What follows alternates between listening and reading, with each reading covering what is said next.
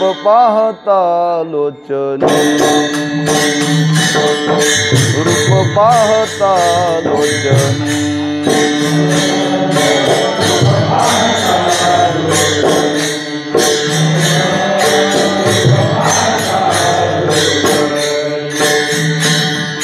रूप पाहता लोचनी, रूप पाहता लोचनी,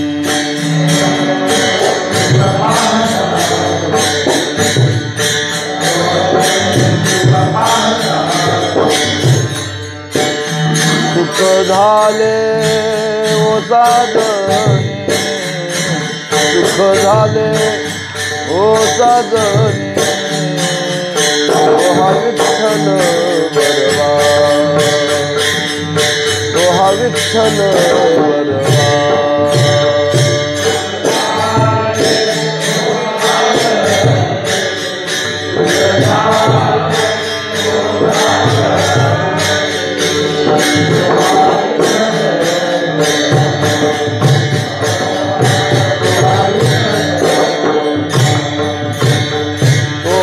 माधव बरवा,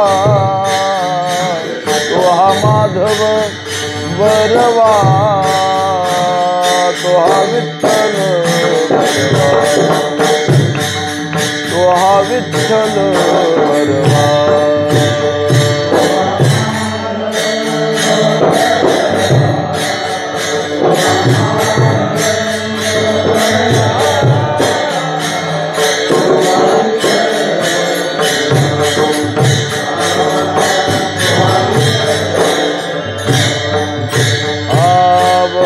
सुकृताची जोडी, बहुत सुकृताची जोडी,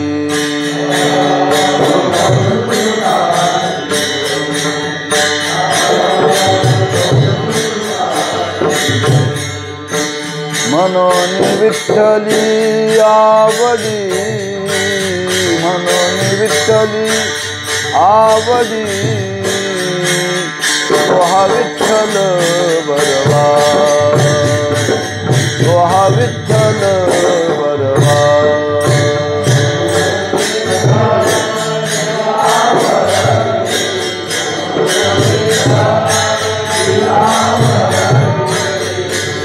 तो हा विठ्ठल बरवा,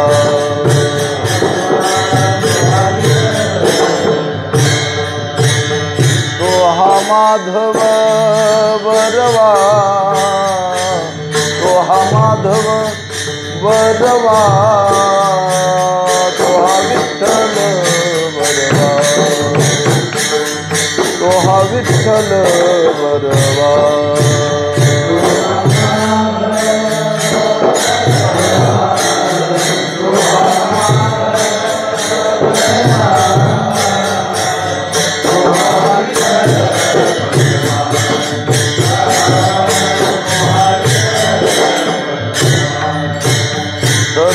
सुखाचे आगर वापर खुमा देवीवर,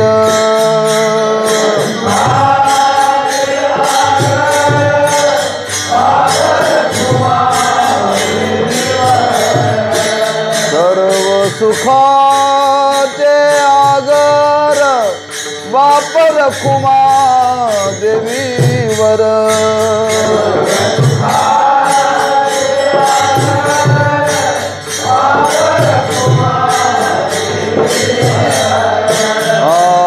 तो हा विठ्ठल बरवा, तो हा विठ्ठल बरवा,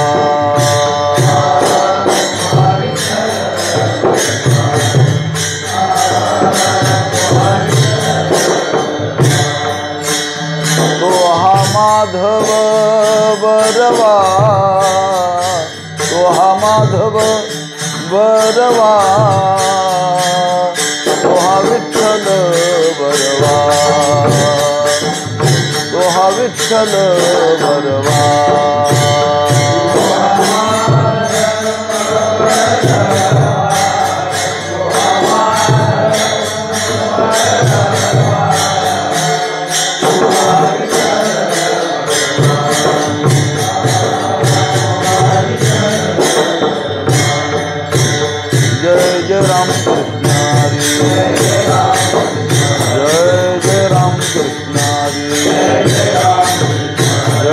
जय राम कृष्ण हरी जय जय राम कृष्ण हरी जय जय राम कृष्ण हरी जय जय राम कृष्ण हरी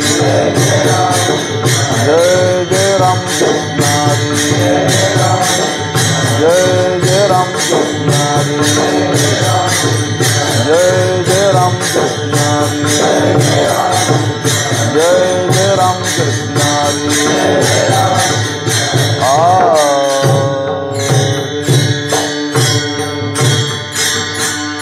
याल तरी यारे लागे याल तरी यारे लागे अवघे माझ्या मागे मागे अवघे माझ्या मागे मागे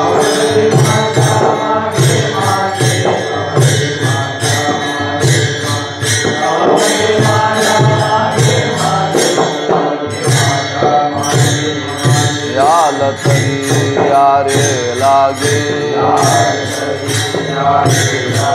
याल तरी यारे लागे अवघे माझ्या मागे मागे अवघे माझ्या मागे मागे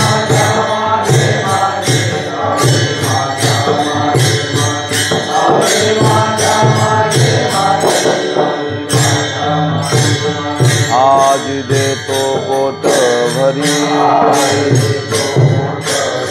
आज देतो पोट भरी पुरे म्हणाल तो वरी पुरे म्हणाल तो वरी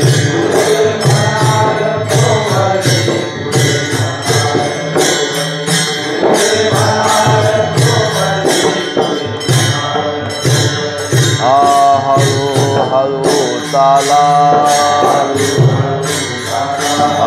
हळू हळू चाला कोणी कोणाशी न बोला कोणी कोणाशी न बोला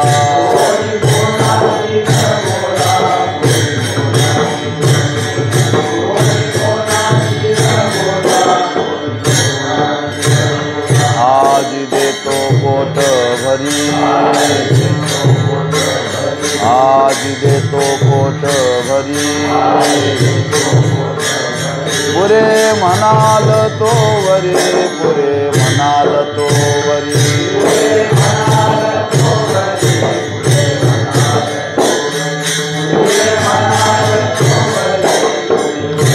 तुका म्हणे सांडा घाटे तुका म्हणे सांडा घाटे तेने नका भरू पोटे तेने नका भरू पोटे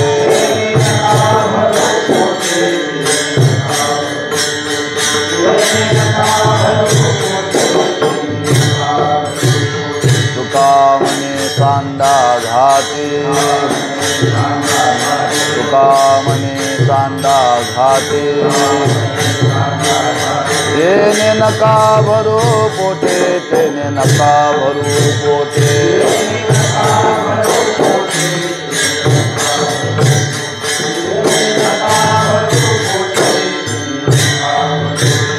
आज देतो पोट भरी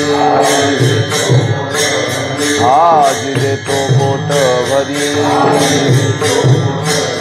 पुरे म्हणाल तो वरी पुरे म्हणाल तो वरी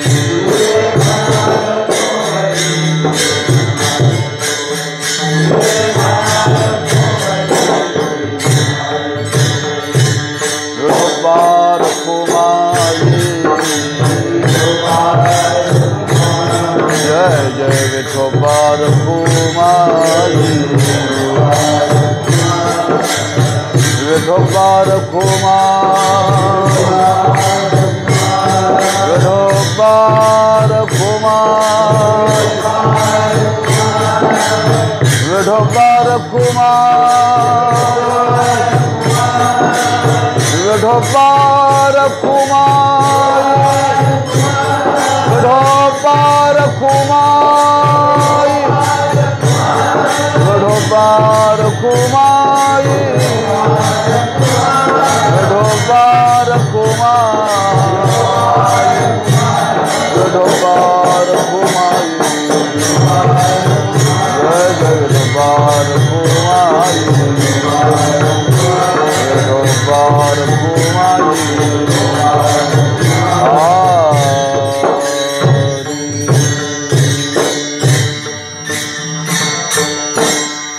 विठ्ठल विठ्ठल विठ्ठल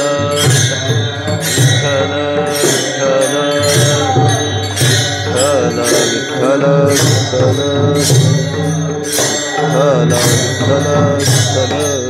विठ्ठल विठ्ठल विठ्ठल विठ्ठल विठ्ठल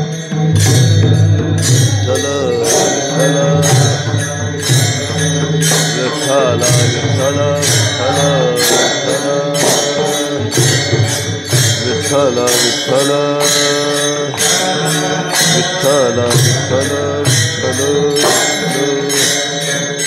विठ्ठल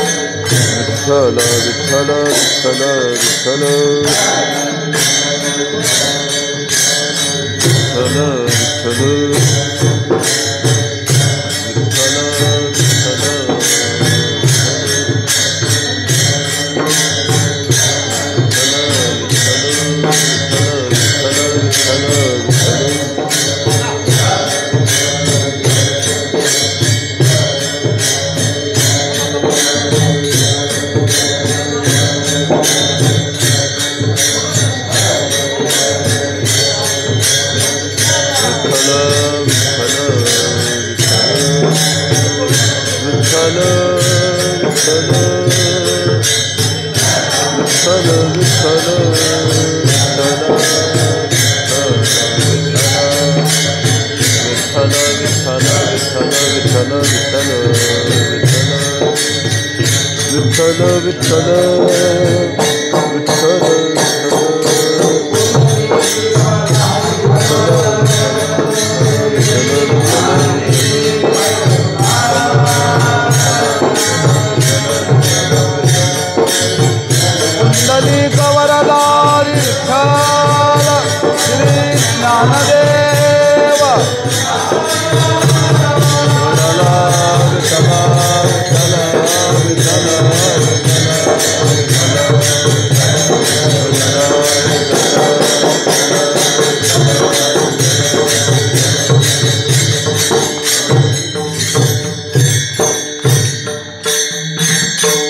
याल तरी यारे लागे, याल तरी यारे लागे, अवघे माझ्या मागे मागे। आज दे तू पोट भरी, पुरे म्हणाल तो वरी। हळू हळू चाला, कोणी कोणाशी न बोला। आज दे तू पोट भरी, पुरे म्हणाल तो वरी। तुका म्हणे सांडा घाटे, तुका म्हणे सांडा घाटे, तेने नका भरू पोटे। आज देतो पोट भरी, पुरी म्हणाल तो वरी। पांडुरंगा करू प्रथम नमन, दुसरे चरण संतांचिया। त्यांच्या कृपादाने कथेचा विस्तारू, बाबाजी सद्गुरु दास तुका। नमो ज्ञानेश्वरा, नमो ज्ञानेश्वरा, निवृत्ती उदारा सोपान देवा। नमो मुक्ताबाई त्रिभुवन पावनी, आद्यत्रे जननी देवाची। नमो सद्गुरु तुकया ज्ञानदीपा, नमो सद्गुरु सच्चिदानंद रूपा। नमो सद्गुरु भक्त कल्याण मूर्ती, नमो सद्गुरु भास्करा पूर्ण कीर्ती। याल तरी यारे लागे, याल तरी यारे लागे, अवघे माझ्या मागे मागे। आज देतो पोट भरी, पुरी म्हणाल तो वरी। शिवेकरता निवडलेला अभंग श्रीमंत जगद्गुरु श्री तुकोबारायांचा असून त्या अभंगातून जगद्गुरु श्री तुकोबाराय काही काल्याचं महत्त्व या अभंगातून प्रकट करतात। किंबहुना या अभंगामध्ये देवभक्ताचा संवाद आहे आणि त्या संवादातून त्याचं महत्त्व काय आहे ते प्रकट केलेलं आहे। आजच्या सेवेचा योग चातुर्मासाच्या निमित्ताने जो चिंतनाचा ओघ आणि त्या चातुर्मासाची आज समाप्ती. किंबहुना आपल्या संप्रदायामध्ये असा विचार मांडलेला आहे, नामसप्ताहाला काला करावा बरं का, चिंतनाला काला करू नये. धार अखंडित ओग चालियला नित्य. पारमार्थिक जे चिंतन करायचे ते कुठंपर्यंत करायचं, शेवटच्या अवस्थेपर्यंत करायचं बरं का. त्याच्यात कधी खंड होऊ नये असा नियम आहे. पण लौकिक दृष्टीनं हा विचार आहे काल्याचा बरं का. कारण चातुर्मास म्हटलं की त्या चातुर्मासाची समाप्ती करावी लागते. आजही पंढरी क्षेत्रामध्ये 4 महिने गाथा ज्ञानेश्वरी चालते, त्याची समाप्ती होते. पण ती कार्तिक वारीच्या काल्याने होते बरं का. आज अष्टमी नवमीला चिंतनाचा समारोप होतो आणि उद्यापासून वारीचा कालावधी सुरू होतो. तो योग आहे वारीचा. पण वारीच्या आधी आपल्याला समारोप करून लोकांना वारीला जाण्याकरता काय अडचण येऊ नये म्हणून हे आपण आधी निवडले. बरोबर आहे ना. चातुर्मासाचा समारोप झाला पाहिजे आणि वारीही घडली पाहिजे. कार्तिकी बऱ्याच लोकांची कार्तिकी वारी आहे, वारीला जाता यावं. तेव्हा हा केलेल्या चिंतनाचा संकल्प आहे. आमचे हरिभक्तपरायण भोसले महाराज, अधिक हरिभक्तीपरायण सेवक गुरुजी, या उभयता आणि काही त्यांच्या सहवासामध्ये राहणारे सवंगडी, ह्या सर्वांच्या वतीने हा संपन्न होणारा चिंतनाचा चातुर्मासाचा योग आहे. किंबहुना चातुर्मासाचं महत्त्व सांगत असताना काही शास्त्रामध्ये विचार मांडलेला आहे की हा काल साधनेला अतिशय अनुकूल आहे बरं का, अनुकूल आहे. आणि ह्या कालामध्ये चिंतन करावं, साधना करावी. कशाकरता करावी, एकच याच्या मागचा हेतू आहे, अंतर्मुखता होण्याकरता. पण परमार्थामध्ये जे महत्त्व आहे ते अंतर्मुखतेला फार महत्त्व आहे, लक्षात ठेवा. माझं प्रामाणिक मत आहे, कीर्तन करण्याने बहिर्मुखता वाढते आणि अध्ययन अध्यापन करण्याने, चिंतन करण्याने, एक ठिकाणी बसून अभ्यास करण्याने अंतर्मुखता वाढते. वर्षभर कीर्तन करणं वेगळं आणि 4 महिने चिंतन करणं वेगळं. वर्षभरामध्ये जे चिंतन घडत नाही ते 4 महिन्यामध्ये चिंतन घडतं बरं का. आम्ही कीर्तनाच्या माध्यमातून जे चिंतन करतो ते बहुतांश लोकाला सांगण्याकरता करतो आणि चातुर्मासामध्ये जे चिंतन केलं जातं ते स्वतःच्या समाधानाकरता केलं जातं. म्हणून चिंतनाचे, अध्ययनाचे संस्कार आज असण्याची गरज आहे, कालाची गरज आहे. परमार्थ करणाऱ्यांनी परमार्थ जर आपला पूर्णत्वाला जावा असं वाटत असेल तर अंतर्मुखता वाढली पाहिजे आणि ती अंतर्मुखता ह्या चिंतनाने वाढते बरं का. म्हणून चिंतन आपल्या जीवनामध्ये घडलं पाहिजे आणि ते घडत असताना सद्ग्रंथाचं चिंतन घडलं पाहिजे, शास्त्रीय ग्रंथाचं चिंतन घडलं पाहिजे. अगदी गुरुवर्य साखरे महाराजांच्या शब्दामध्ये जर बोलायचं ठरलं तर प्रस्थांतरीचं चिंतन घडलं पाहिजे. प्राकृत प्रस्थांतरी आणि संस्कृत प्रस्थांतरी, ब्रह्मसूत्र, गीता आणि उपनिषद ही संस्कृत प्रस्थांतरी आहे आणि प्राकृत ज्ञानेश्वरी, तुकोबारांची गाथा आणि एकनाथी भागवत. मग ते प्राकृत असेल संस्कृत असेल, उभय स्वरूपाच्या प्रस्थांतरीचं चिंतन घडलं पाहिजे. कारण प्रस्थांतरीच्या चिंतनाने परमार्थाची जी बैठक आहे ती चांगली तयार होते बरं का. पारमार्थिक चिंतनाची जी बैठक तयार होण्याकरता या ग्रंथाचं अध्ययन, चिंतन आपण जीवनामध्ये केलं पाहिजे. आणि तो हा उपक्रम या मंडळींनी बऱ्याच वर्षापासून चालवलेला आहे किंवा तो चालवत असताना टिकवलेला आहे बरं का. कारण सप्ताह करणं वेगळं आणि चिंतन करणं वेगळं. याच्यातून अनेकांच्या जीवनाला, पारमार्थिक जीवनाला एक पोषकता प्राप्त होते. जसं व्यवहारामध्ये वर्णन केले, रोज जर योगासनं केली तर आरोग्य चांगलं राहतं, तसं रोज आपण जर चिंतन केलं तर आपल्या मानसिक संतुलनामध्ये काही बदल होत नाही बरं का, बदल होत नाही. कारण परमार्थ करत असताना आज अशी अवस्था आहे, आम्ही परमार्थाची साधना करून बऱ्याच लोकांची मानसिकता चांगली नाही आहे, मानसिकता चांगली नाही आहे. आणि ती मानसिकता याच्यातून परिपक्वता दिशेकडे नेण्याची एक साधना ह्या चिंतनातून घडते. आणि तो उपक्रम चालवण्याकरता निवडलेलं ठिकाण आधीपासूनच आहे, त्याला थोडं विशेष रूप यांनी दिलेलं आहे. कारण चिंतन कुठं करावं? काज सारावा चिंतने, एकांतवासी गंगा स्नाने, देवाच्या पूजने प्रदक्षिणा तुळशीच्या एकांत असावा.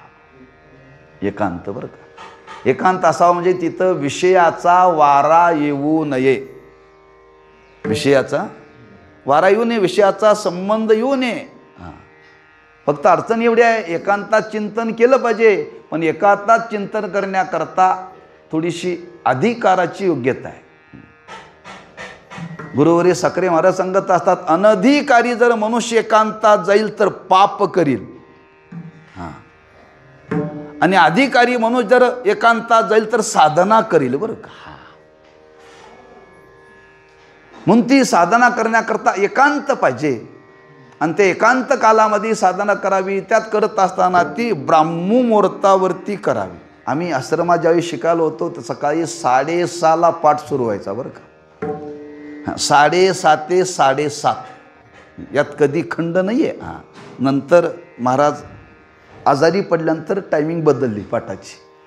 पण आम्ही ज्या काळामध्ये जो आमचा काळ गेला तो पूर्वकालापासून आश्रमाचा चिंतनाचा वेळ सकाळी 6:30ला पाठ सुरू होणार बरं का, आणि 7:30. कारण त्या कालामध्ये प्रसन्नता असते, आणि त्या प्रसन्नते कालामध्येही चिंतन, पारमार्थिक चिंतन, शास्त्रीय चिंतन घडलं पाहिजे. आणि ते आपण निवडलेला हा काल आणि अधिक निवडलेलं हे ठिकाण, आणि त्या ठिकाणामध्ये हे पारमार्थिक चिंतन. यावर्षी कशाचं चिंतन केलं? ज्ञानोबांची गाथा. पूर्ण झाली का? नाही, असू दे, संपवण्याच्या भानगडीत पडूच नये.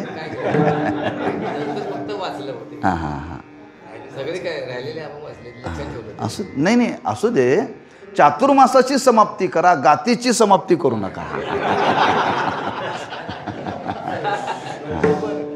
कारण जेवढं तुम्ही दीर्घकाल विस्ताराने चिंतन कराल तेवढं अधिक आहे, लक्षात ठेवा, अधिक आहे. कारण परमार्थाची साधना करत असताना या अभ्यासाच्या बाबतीत आश्रमाची पद्धत आहे. आश्रमामध्ये विचारसागर पूर्ण व्हायला 6 वर्षे लागतात. आणि जोग महाराजांच्या संस्थेमध्ये 1 वर्षात होतोय बरं का विचारसागर. महाराज म्हणतात संपवण्याचं नाही, कळलं पाहिजे. काय संपवायचं म्हटलं की वाचून संपवता येतं हो. तरुण सांगण्याचा भाव, आपण हे चालवलेलं चिंतन आहे, ज्ञानोबांचं चिंतन आहे. आणि ते ज्ञानोबांचं चिंतन त्या मानाने तुकोबांच्या चिंतनापेक्षा अवघड आहे बरं का, अवघड आहे.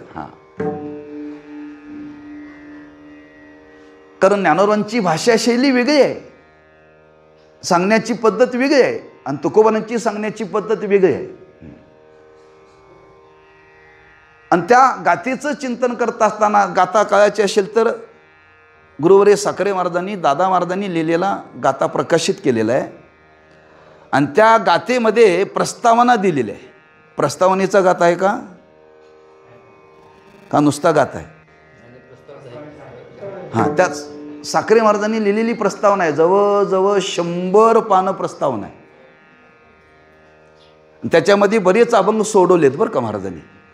ती प्रस्तावना जर वाचली तर ज्ञानोबांची गाथा कळते, एवढी प्रस्तावना दिलेली आहे. आता ती सध्या प्रकाशित नाही आहे, पण त्या प्रस्तावनेचा विस्तार फार केला आहे बरं का. पूर्ण गाथेचा सार त्या प्रस्तावनेमध्ये आणलेला आहे. हां, आणि ती विस्ताराने जर आपण चिंतन केली, हां, तुम्ही जर प्रस्तावना चिंतन केली तर गाथा समजेल एवढं त्या प्रस्तावनेमध्ये विचार आलेला आहे. म्हणजे तशी गाथा ती कळण्याकरता कठीण आहे, म्हणण्याकरता अभंग त्याच्यापेक्षा कठीण आहेत. हां, पण मी आरंभाला विचारलं नाही, आरंभाला विचारलं असतं तर मी माऊलींचाच अभंग काल्याचा घेतला असता बरं का. हां, माझी चूक झाली बरं का. मला चातुर्मासच आहे, काल्याचंच वर्णन करायचं, पण ज्ञानोबऱ्यांचा त्या प्रसंगातला अभंग निवडला असता.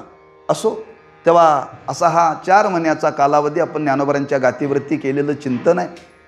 आणि त्या चातुर्मासाची समाप्ती आणि ते समाप्तीचा सेवेचा योग योगायोगाने आपल्या वाट्याला आलेला आहे. तेव्हा यथामती काही चिंतन करण्याचा प्रयत्न करू. आपल्या संप्रदायाचा विधी आहे की आजच्या दिवशी त्या भगवंताच्या चरित्राचं वर्णन करावं.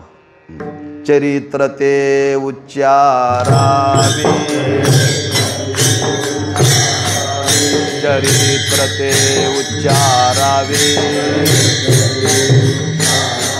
गेले देवे गोकुळे, गेले देवे गोकुळे.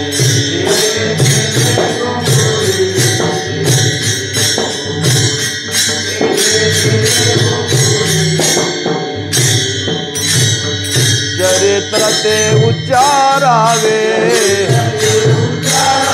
चरित्र ते उच्चारावे,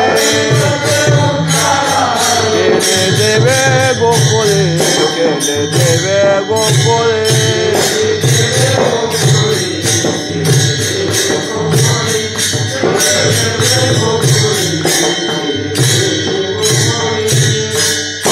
चरित्र ते उच्चारावे, केले देवे गोकुळे.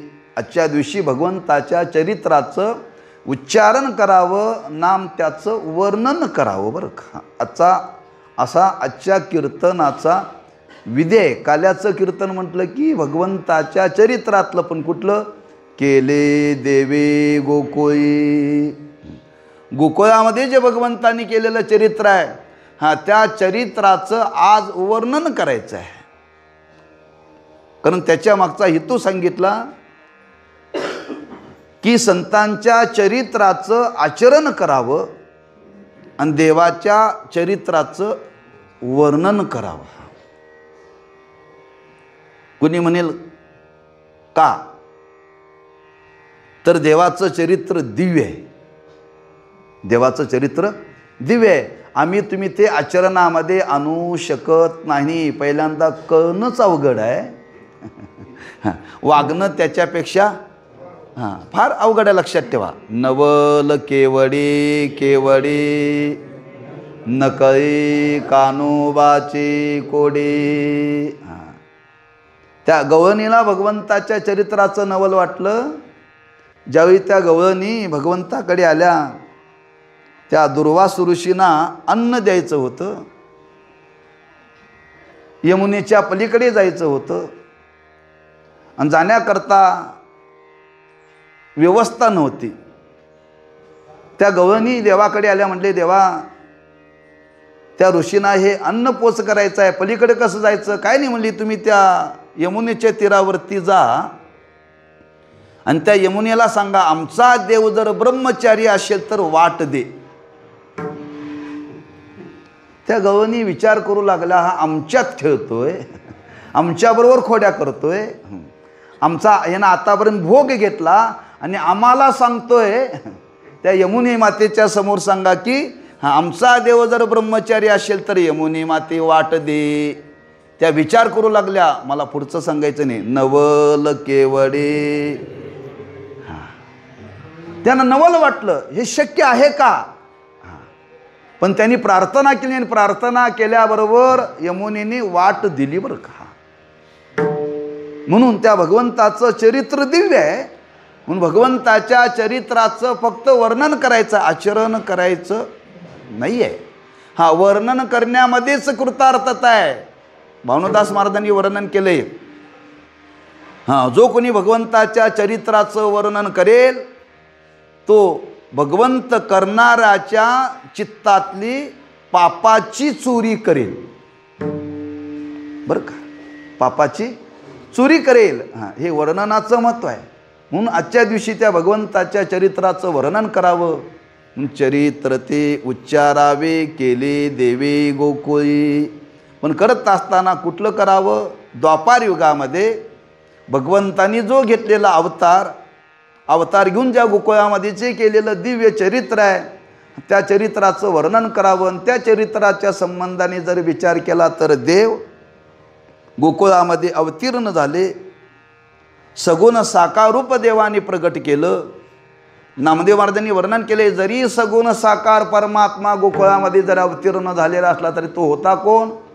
परब्रह्म निष्काम तो हा गवळ्या घरी. साक्षात परब्रह्म त्या गोकुळामध्ये अवतीर्ण झालेलं होतं बरं का. आणि ते परब्रह्म त्या गोकुळामध्ये अवतीर्ण झालेलं होतं. पण सगुण साकार रूप त्या भगवंताने धारण केलेलं होतं. त्या रूपाला पाहिल्यानंतर अनेकांच्या जीवनामध्ये आकर्षण निर्माण झालं बरं का, आकृष्ट झाले. पण ही बातमी जेव्हा कळाली की परमात्मा गोकुळामध्ये अवतीर्ण झालेला आहे, अवतीर्ण झाल्यानंतर देव लहानाचे मोठे झाले आणि देव चालायला लागले बरं का. देव चालायला लागल्यानंतर त्या देवाचा आणि गोपाळांचा संबंध आला. इतका संबंध आला की ते घनिष्ठ संबंध आला बरं का. ते देवाचे अंकित झाले, देवाच्या सान्निध्यामध्ये राहू लागले. आणि देवाच्या सान्निध्यामध्ये राहता त्या गोपाळांनी विचार केला, आपल्याला देवाचं सान्निध्य प्राप्त झालेलं आहे, महत्भाग्याने प्राप्त झालेलं आहे. असं सान्निध्य देवाचं सर्वांना प्राप्त होत नाही. आपल्याला हे प्राप्त झालेलं आपली संधी आहे, आपण ती संधी गमावली नाही पाहिजे. की ज्याची संगत भल्या भल्याना मिळाली नाही, आम्हाला त्याची संगत प्राप्त झालेली आहे, त्या संगतीचा आपण जीवनामध्ये सदुपयोग केला पाहिजे, त्याचा फायदा करून घेतला पाहिजे. म्हणून त्या गोपाळांनी विचार केला, ज्यार्थी परमात्मा गोकुळामध्ये अवतीर्ण झालेला आहे हा देव आहे. देवा या शब्दाचा अर्थ तो देण्याकरता आलेला आहे. मग देण्याकरता आलेला आहे तर आपण घेण्याकरता गेलं पाहिजे. मग देण्याकरता आलाय, आपण त्याच्याकडे काय घ्यावं? असं काही घ्यावं जे विश्वामध्ये कुठेही मिळत नाही, ते फक्त याच्याकडेच मिळतं, ते घ्यावं बरं का. बाकी सगळं जगामध्ये मिळतं, पण काही गोष्टी देवाशिवाय मिळत नाहीत. बरेच गोष्टी आहेत बरं का. एक प्रेम देवाशिवाय मिळत नाही आणि एक ज्ञान देवाशिवाय मिळत नाही. मग ते जर मिळवायचं असेल तर देवाकडं आपण ते मिळवावं, दुसरं काही त्या देवाकडे मिळवू नये. म्हणून त्या गोपाळांनी विचार केला आणि सर्व गोपाळ त्या भगवंताच्या सान्निध्यामध्ये आले आणि भगवंताला विचारणा केली, देवा खरंच आम्ही तुझ्या सान्निध्यामध्ये आलेलो आहे. तो आमच्या अंतःकरणामध्ये एक इच्छा आहे, फार दिवसापासून इच्छा आहे. मग ती इच्छा पूर्ण करण्याचं सामर्थ्य देवा तुझ्याजवळ आहे बरं का. कोणती इच्छा आहे? आमच्या अंतःकरणामध्ये एक इच्छा आहे देवा, अनंत कालापासून आहे. ती कोणती? सकल दुःखाची निवृत्ती आणि परमानंदाची प्राप्ती. याला म्हणतात वैचारिक भूक. आणि वैचारिक भूक आमच्या अंतःकरणामध्ये आहे.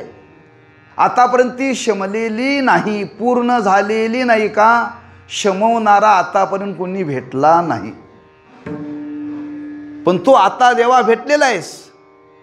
तो आम्ही विचार केला, ही भूक तुझ्या सान्निध्यामध्ये आज पूर्ण होऊ शकते. तेव्हा याच्याकरता अनेक जन्म गेले, पण मिळालेला जन्म वाया जाऊ नये. मिळालेला जन्म वाया जाऊ नये. गेलेले जन्म वाया गेले देवा. ज्या अर्थी आम्ही जन्माला आलो त्या अर्थी आमच्या जीवनातली भूक आजपर्यंत शमलेली नाही. ब्रह्मलीन रंगनाथ महाराज प्रभणीकर गुरुजी सांगायचे, ज्या अर्थी आम्ही तुम्ही जन्माला आलोय त्या अर्थी मुक्त झालेलो नाही. मुक्त झालेलो, अरे मुक्त झालो असतो तर जन्माला आलो असतो का? म्हणजे मुक्त झालेलं नाही म्हणजे आता संधी आहे, काय करायचं? मुक्त व्हायचं.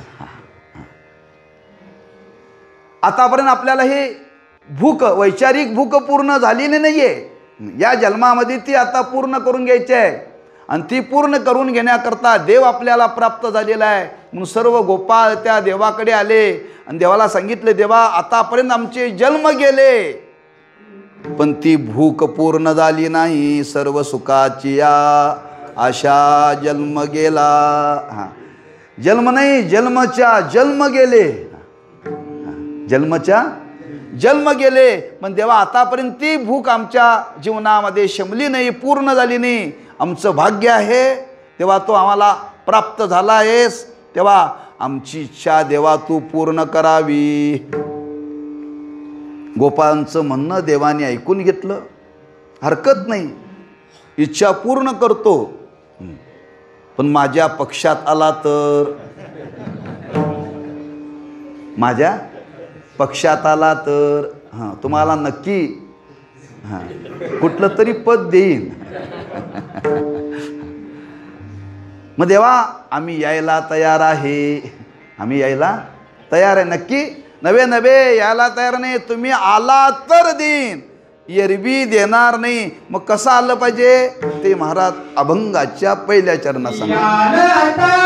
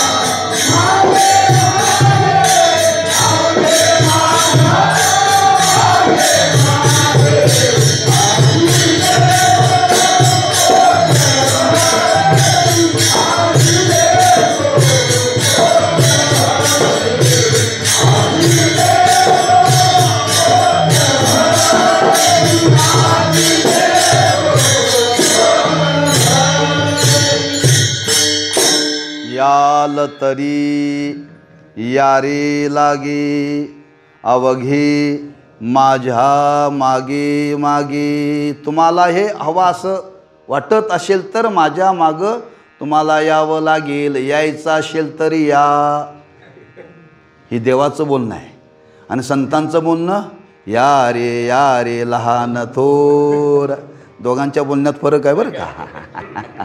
हां हां. संत अगदी कुरवाळून बोलवतात. देव म्हणतो यायचं असेल तर या, नाही नाहीतर बघा तुमचं, मला काय देणं घेणं नाही म्हणतोय. याल तरी यारी लागे. हां, तुम्हाला हे जर हवं असं वाटत असेल तर. गोपाळांनी विचारलं, देवा यायला हरकत नाही, आम्ही तुझ्या मागं येणारच आहोत, पण तुझ्या मागं नेमकं यायचं म्हणजे कसं यायचं सांगा. अवघे माझ्या मागे मागे. एक विधे, माणसाला जीवनामध्ये काहीतरी मिळवायचं असेल तर कोणाच्या तरी मागं गेलं पाहिजे बरं का. कोणाच्या तरी मागं गेलं पाहिजे. पण कोणाच्या तरी मागे गेलं म्हणजे जे कोणाच्या तरी जाऊन चालणार नाही. भलत्या सलत्याच्या मागं जाऊन चालायचं नाही आहे. हां, ज्यांच्या मागं जायला पाहिजे त्यांच्याच मागं गेलं पाहिजे, कोणाच्या तरी मागं जाण्यामध्ये काही अर्थ नाही आहे. हां, मग जायचं असेल तर कोणाच्या मागं जावं? एक देवाच्या आणि संतांच्या मागं जावं, इतरांच्या मागं जाऊ नये बरं का. हां, एक व्यवहाराच्या दृष्टीनं विचार मांडलेला आहे बरं का. हां, गुरुवर्य साखरे महाराज सांगत असतात, जे समाजाच्या पुढं पुढं करतात त्याला म्हणतात पुढारी, आणि समाज ज्यांच्या मागं चालतो त्यांना म्हणतात संत. हा दोन्हीतला फरक आहे बरं का, पुढारी आणि, कारण त्यांच्याकडेही समाज आहे आणि संतांच्याकडे आहे, पण फरक काय लक्षात ठेवा बरं का. हां हां, म्हणून संतांच्या मागं जावं, एक देवाच्या मागं जावं. मग त्यांच्या मागं जावं म्हणजे त्यांच्या पावलावरती पावल ठेवून चालावं.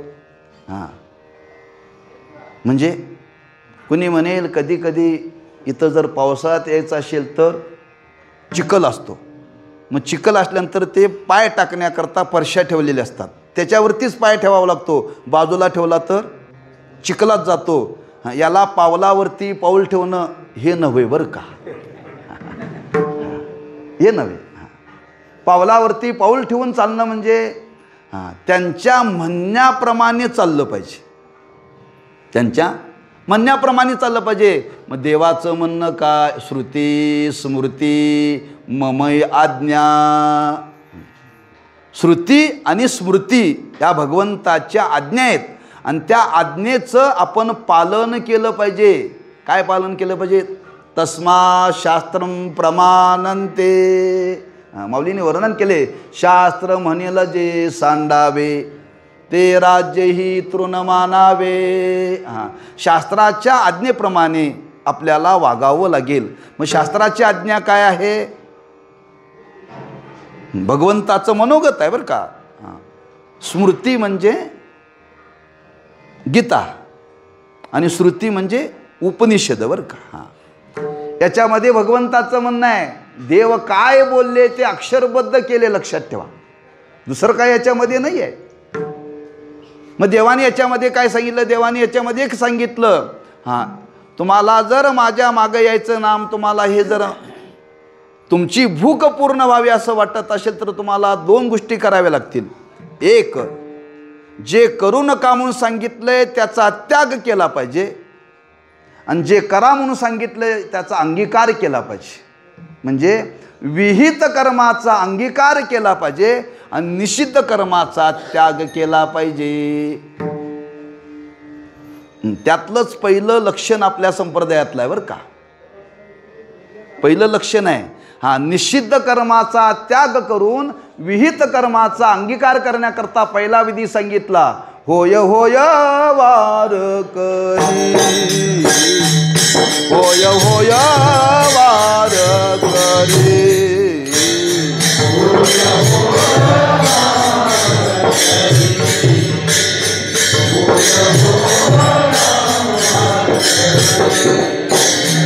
होय होय वारकरी,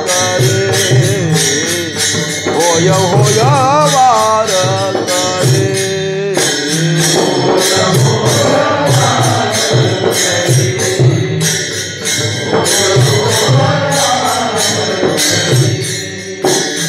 पाहे पाहे रे पंढरी, पाहे पाहे रे पंढरी, काय करावी साधने, काय करावी साधने.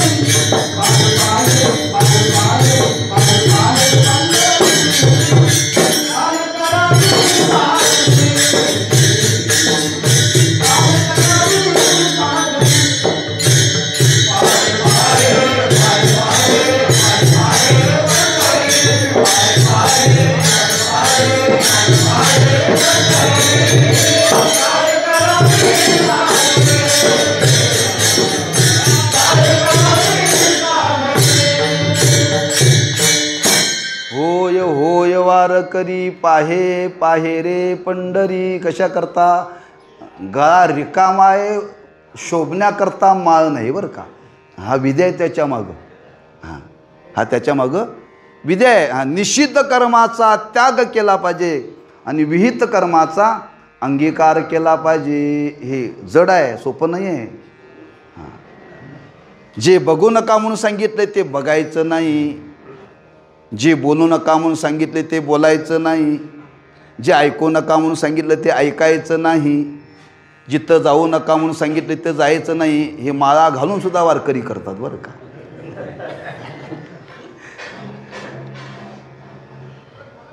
कधी ज्ञान होईल हो. आणि तुकोबरांतर वर्णन केले, पंढरीचे वारकरी ते अधिकारी महामद्याचे मोक्षाचे. अधिकार आहे, लक्षात ठेवा. संबंध तिथं सांगितलेला आहे. हे बंधनं जीवनामध्ये पाळली पाहिजे. पहिला विधी सांगितला की निषिद्ध कर्माचा त्याग केला पाहिजे आणि विहित कर्माचा अंगीकार केला पाहिजे. ते विहित कर्माचा अंगीकार करत असताना त्याच्यामध्ये निष्काम कर्माला महत्त्व दिलं बरं का. निष्काम कर्माला. कारण सकाम कर्मसुद्धा विहित कर्मामध्येच येतं. पण ज्याला आपल्या जीवनामध्ये वैचारिक भूक भागवायची आहे त्याला मात्र सकाम कर्माचा त्याग करावा लागतो बरं का. केवळ निष्काम कर्मच त्यांनी जीवनामध्ये केलं पाहिजे. म्हणून भगवंताला सांगायचं आहे, तुमची भूक मी पूर्ण करेन, पण अवघे माझ्या मागे मागे शब्द वापरला, अवघे. एकदा तुम्ही या पद्धतीने जीवन एकदा समर्पित केलं ना, याच्यामध्ये आता बदल होता कामा नये.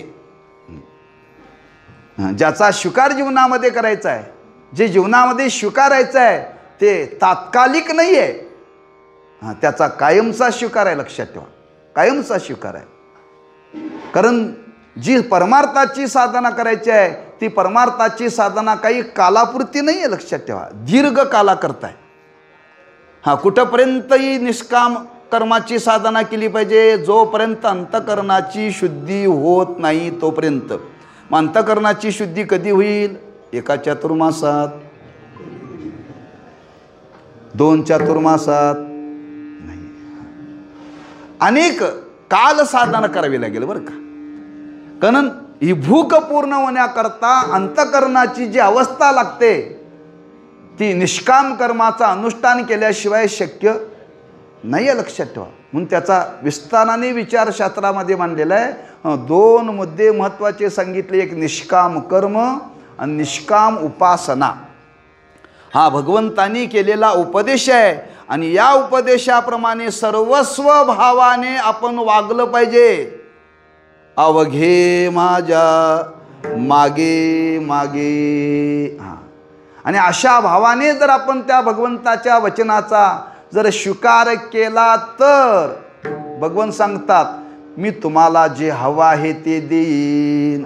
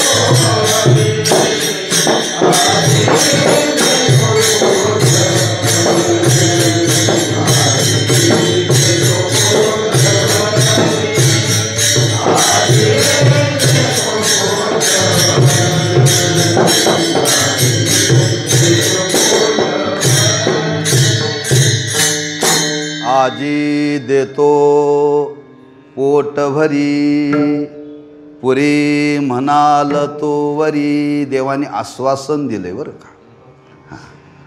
कोणाला दिले? गोपाळांना दिले. हे त्या आश्वासनामध्ये कुठं शंका राहू नये शब्द वापरला, आजी. काही माणसं आश्वासन देतात पण ती पूर्ण होत नाहीत हो. पूर्ण होत नाहीत. पण या जगाच्या पाठीवरती आश्वासन देणारे आणि पूर्ण करणारे दोन असते, एक देव आणि संत. आमची तुमची आश्वासनं कशी आहेत? आघळ, पघळ, निव्वळ, पोकळ बरं का. आमच्या आश्वासनाला काही किंमत नाही आहे. तेव्हा त्या गोपाळांनी विचारलं, देवा खरंच? हो म्हणजे नक्की, मी तुमची इच्छा पूर्ण करीन आणि ती अशी इच्छा पूर्ण करेल तुमच्या मुखातून उद्गार येतील, पुरे. पुरे म्हणेपर्यंत देण्याची जबाबदारी माझ्यावरती आहे. पण त्याच्याकरता मात्र तुम्हाला हे बंधनं पाळावी लागतील. आजी शब्द वापरला. आजी शब्द या शब्दाचा अनेक अर्थ होतात. आजी म्हणजे याच जन्मात बरं का, याच जन्मात. पुन्हा तुम्हाला आता जन्म घ्यावा लागणार नाही. ज्या अर्थी त्या देवाची आणि गोपाळांची भेट झालेली आहे, ते गोपाळ देवाशी संवाद साधतायत आणि देव त्यांच्याशी बोलतोय. देव एवढ्या निश्चयानं बोलतो त्या अर्थी नक्की त्यांना या जन्मामध्ये हे मिळणार बरं का. आपल्याला अजून भेटलाच नाही देव, भेटलाच नाही बरं का. पण साक्षात त्या गोपाळांना भेटलेला आहे. तेव्हा सांगितलं, आज याच जन्मामध्ये तुमची इच्छा पूर्ण केली जाईल, पण ही इच्छा पूर्ण करण्याची जबाबदारी माझ्यावरती. पण तुमची जबाबदारी आहे. गुरुवारी साखरे महाराज सांगत असतात, पाठामध्ये चिंतन सांगत असताना त्यांचं सांगणं आहे, तुम्हाला कळेपर्यंत सांगण्याची जबाबदारी माझ्यावरती. 1000 वेळा सांगायची वेळ आली तरी चालेल, पण सांगितलेलं आयुष्यात विसरायचं नाही, ही जबाबदारी तुमची. समजेपर्यंत बरं का, 1000 वेळ लागेल तरी चालेल, सांगेन. पण आपली जबाबदारी विद्यार्थ्याची काय? सांगितलेलं पुन्हा आयुष्यात विसरायचं नाही. तसं भगवंतांनी सांगितलं, तुमची इच्छा पूर्ण करेन. मी तुम्हाला आश्वासन देतो, आजी देतो पोटभरी. पण मी तुम्हाला जे सांगितलं त्याप्रमाणे तुम्हाला वागावं लागेल. काय वागावं लागेल? विहित कर्माचं अनुष्ठान करावं लागेल. आणि त्या विहित कर्माचं अनुष्ठान करत असताना, ते करत असताना अतिशय बारकाव्याने करावं लागतं. काय करावं लागतं? बारकाव्याने करावं लागतं. किती बारकाव्याने करावं लागतं? महाराज म्हणतात, ती परमार्थाची साधना आहे आणि त्या परमार्थाच्या साधनेकरता काही बंधनं सांगितली. साधना कशी करावी, त्या कर्माचं अनुष्ठान कसं करावं, त्या कर्माचं अनुष्ठान करत असताना महाराज भगवंत त्या गोपांना सांगतात, मी तुम्हाला पोटवर खाऊ घालण्याची जबाबदारी मी आज तुमच्यासमोर शब्दातून प्रकट करतो.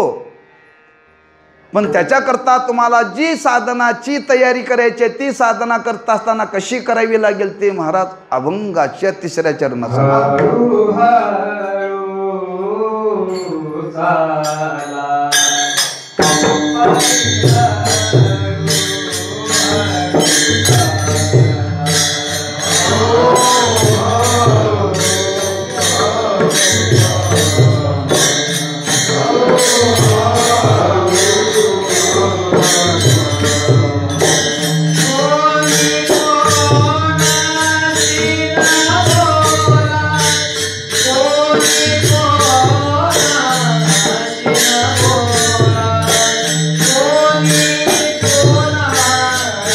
Yeah.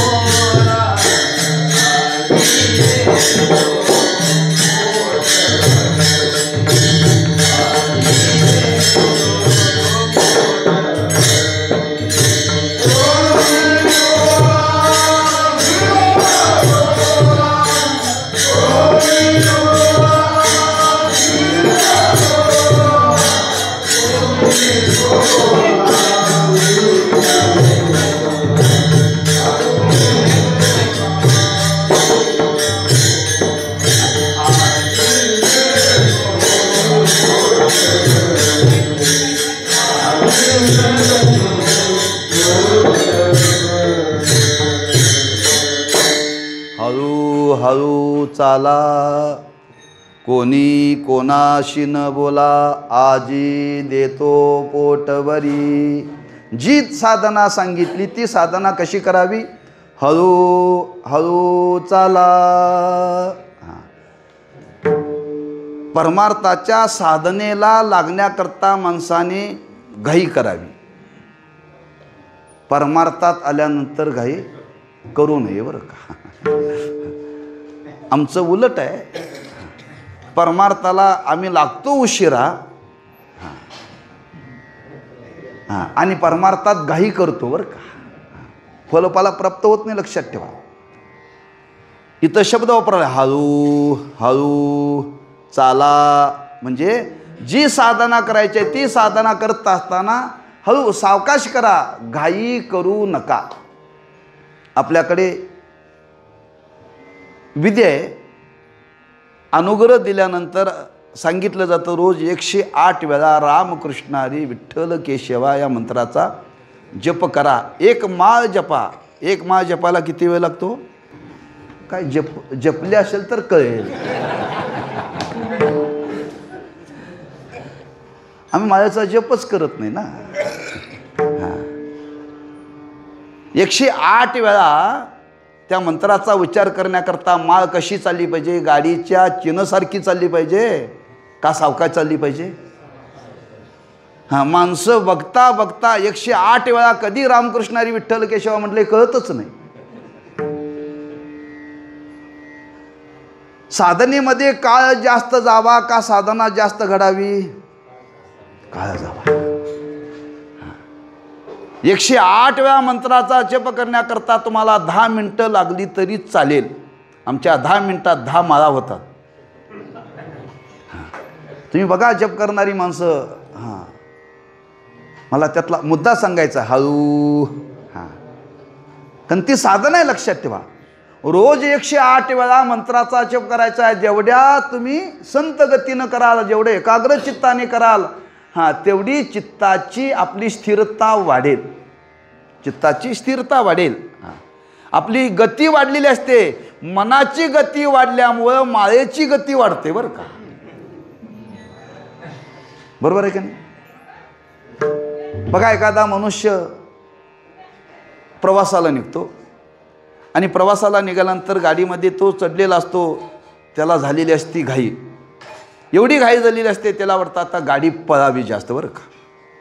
गाडी पळावी. पण तो ड्रायव्हर काय गाडी पळवत नाही. तो म्हणते माझं टायमिंग जसं ठरलंय त्याप्रमाणे गाडी जाणार. अहो ते म्हणते मला उशीर झाला आहे. तुला उशीर झाला असता तर दुसऱ्या गाडीने जा म्हणतोय तो. म्हणजे आपल्या मनाची गती वाढली की आपल्याला आवडते त्याची गती वाढली पाहिजे. परमार्थाची साधना आहे. ती ज्या गतीनं करायला पाहिजे. शने शने भगवंतांनी वर्णन केले बरं का. हळू हळू ढाळे ढाळे केऊ तेने एक वेळी निश्चित ठाके. सावकाश केली बरी. म्हणून पहिला शब्द वापरला हळू हळू चाला. साधना करत असताना घाई करायची नाही. एक बंधन सांगितलं. दुसरं बंधन सांगितलं कोणी कोणाशी न बोला. की परमार्थाची साधना करत असताना कोणी कोणाशी न बोला म्हणजे काय करा? महाराज म्हणतात मौन धारण करा. मौन धारण करा म्हणजे मौनाचं सोंग धारण करू नका. कोणी कोणाशी न बोला या शब्दाचा अर्थ आहे जे बोलू नका म्हणून सांगितलं ते बोलू नका. एक, कोणी कोणाशी बोलू नका म्हणजे प्रपंचाविषयी बोलू नका. ज्ञानदेव म्हणे सगुण ये ध्यान. ज्ञानदेव म्हणे सगुण ये ध्यान. नाम पाठ मौन प्रपंचाचे.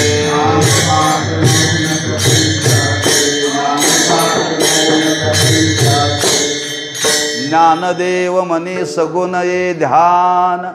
नाम पाठ मौन प्रपंचाचे कोणी कोणाशी न बोला. लोकांती एकांती स्त्रियाशी भाषण. प्राण गेल्या दान बोलून गेल्या जाण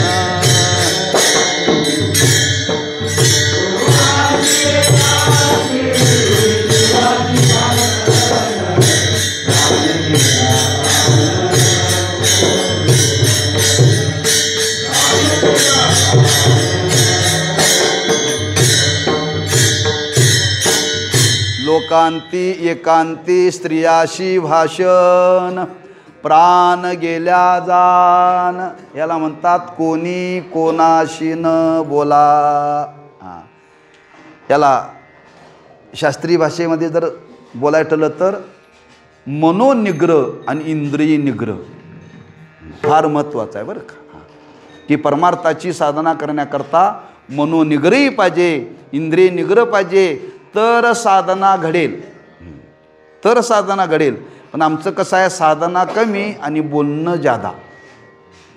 बोलणं मग बोलायचंच नाही का, बोला तच्चिंतनम तत्कथनम. हां, त्या परमार्थाच्या साधनेच्या संबंधाने बोला. हां, चार साधक चार अभ्यासक एकत्र आल्यानंतर काय बोलावं, परवाच्या बुवाचं कीर्तन कसं झालं, परवाच्या बुवानी किती घेतलं हे बोलावं. हे पारमार्थिकांनी बोलू नये, पारमार्थिकांनी हे बोलू नये बरं का. हां हां, आजच्या ह्या अभंगाचा आशय नेमका काय, ह्या ओवीतून नेमका भाव काय ज्ञानोबांना सांगायचा आहे. हां, हे चिंतन या ठिकाणी असं घडायला पाहिजे, या पद्धतीने चिंतन घडलं पाहिजे. प्रभा महाराजांनी आमच्या इथं कीर्तन केलं, चांगलं कीर्तन केलं. बऱ्याच लोकांचे त्याच्याविषयी निरोप आले बरं का. पण गाडीत बसताना मी महाराजांना सांगितलं तुम्ही चिंतन चांगलं मांडलं. पहिला दिवस त्यांनी एक तिथं विचार मांडला होता, एक संसार कळला पाहिजे नाहीतर देव कळला पाहिजे. संसार कळण्याकरता त्या संसाराचं स्वरूप सांगितलं पाहिजे आणि देव कळण्याकरता देवाचं स्वरूप सांगितलं पाहिजे. त्यांना सांगितलं तुम्ही संसाराचं स्वरूप सांगितलं, पण पहिल्या दिवशी संसाराचं स्वरूप न सांगता देवाचं स्वरूप सांगितलं पाहिजे. असंच बोललो ना का दुसरं काय बोललो. काय बोलायचं असेल तर काय बोलावं या संबंधाने विचार मी मांडला बरं का. पारमार्थिक चिंतन बोलावं, याच्या व्यतिरिक्त काय बोलू नये बरं का.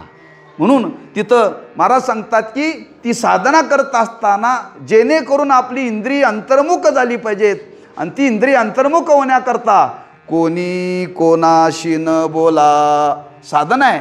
आणि अशी जर साधना आपण जीवनामध्ये केली तर भगवान सांगतात आजी देतो पोटवरी पुरी म्हणाल तोवरी. पण भगवान सांगतात एवढ्यावरती थांबून चालणार नाही, ही साधना तर केलीच पाहिजे.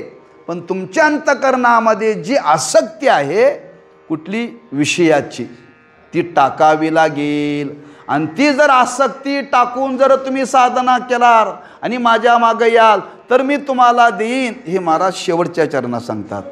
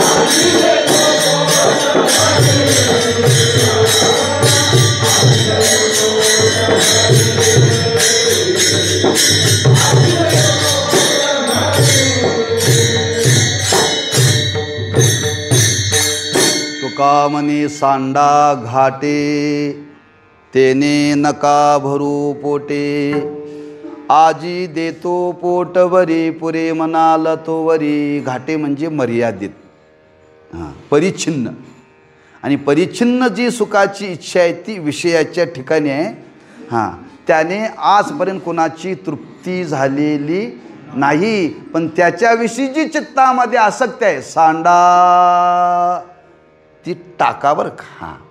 आणि ती टाका म्हणजे साधना जर करायची असेल, आपली जर वैचारिक भूक पूर्ण व्हावी असं वाटत असेल, तर काही गोष्टीचा त्याग जीवनामध्ये करावा लागेल.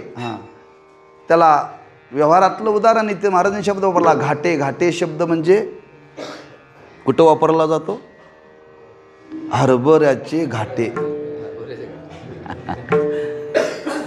ते हरभरे लागल्यानंतर ओला हरभरा, ते घाटे असतात, ते खायला फार गोड लागतं. पण किती पेंड्या खाल्ल्यानंतर पोट भरेल? ते असं ते दाबायचं काढायचं आणि खायचं, दाबायचं काढायचं, ते खात राहतंय. किती जरी खाल्लं तरी पोट भरत नाही का. ते घाट म्हणजे मर्यादित आहे बरं का. तो भाव घेऊन तुकोबराय म्हणतात, विषयातलं सुख हे मर्यादित आहे, परिच्छिन्न आहे. त्याने कोणाची तृप्ती होणार नाही. आणि तुमची तर इच्छा आहे तृप्त व्हायची. मग तुम्हाला जर तृप्त व्हायचं असेल तर मी तुम्हाला देईन. पण याप्रमाणे साधना करून जर तुम्ही माझ्याकडे आला तर भगवान सांगतात, आजी देतो पोट भरी. मग भगवंतानी जे देवाने गोपांना द्यायचं कबूल केलं, ते काय द्यायचं कबूल केलं? ब्रह्मरसाचं भोजन बरं का. आणि ब्रह्मरसाच्या भोजनामध्ये नित्य तृप्ती आहे. पुरे म्हणाल तोवरी. बाकी कशामध्ये तृप्ती नाही बरं का. मग त्याच्याकरता अधिकार पाहिजे. कोणता अधिकार पाहिजे? सुमनवानी शुद्धमती, आनंदको अनन्य गती, गौपई तया प्रती चावळी जे सुके. असा अर्जुनाचा अधिकार होता. म्हणून अर्जुनाला देवाने हे दिलं, ब्रह्मरसाचे पारणे केले अर्जुना लागे नारायणे. म्हणजे अर्जुनाचा अधिकार पाहून भगवंताने त्या अर्जुनाला ब्रह्मरसाचं भोजन दिलं. तोच अधिकार आपल्याला प्राप्त करायचा आहे. ज्या देवाने ज्या अर्जुनाला दिलं तोच देव गोपाळांना देण्याकरता प्रवृत्त आहे. फक्त ठिकाण बदललंय. फक्त ठिकाण बदललंय. हे गोकुळात आहेत. अर्जुनाला दिलं ती कुरुक्षेत्रामध्ये दिलं का? तिथं त्याचा कर्माचा संबंध होता. यांचा संबंध इथं आला. आणि तेच ब्रह्मरसाचं भोजन मी तुम्हाला देईन. एकदा ब्रह्मरसाचं भोजन भगवंता करवी जर जीवनामध्ये प्राप्त झालं की त्याच्या जीवनामध्ये नित्यतृप्ती प्राप्त होते. नित्यतृप्ती प्राप्त होते. त्या गोपाळांनी विचार केला, देवा तुझ्या आम्ही संगतीमध्ये आलोय, आता तुझी संगती आम्ही सोडणार नाही. तुझ्या संगतीमध्ये आम्हाला हे मिळेल. आम्हाला त्याच्याविषयी आत्मविश्वास निर्माण झाला आहे. आणि तू आश्वासन दिले. आणि त्याप्रमाणे देवाने त्या गोपाळांना हे दिलं. ज्यावेळी ही ब्रह्मरसाचं भोजन दिलं त्यावेळी त्या गोपाळांच्या मुखातले उद्गार आहेत, तुझी ये संगती झाली आमुची निश्चिंती. आता निश्चिंतीने पावलो विसावा, कुंटलिया धावा तृष्णेची या कृत कृत्य झालो. कृत कृत्य झालो. इच्छा केली ते पावलो, इच्छा केली ते पावलो.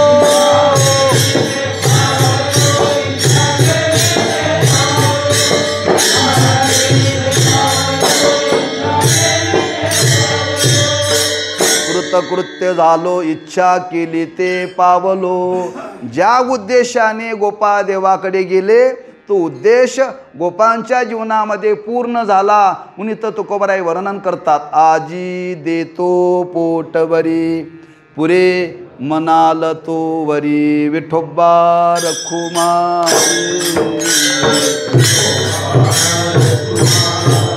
जय जय विठोबा रखुमा.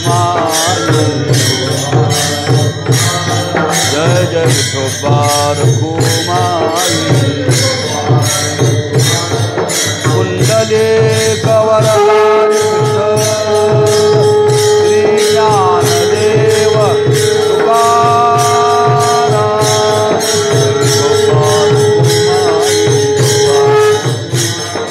गोपाल कुमारी जय गोपाल कुमारी कुंडली कवरदा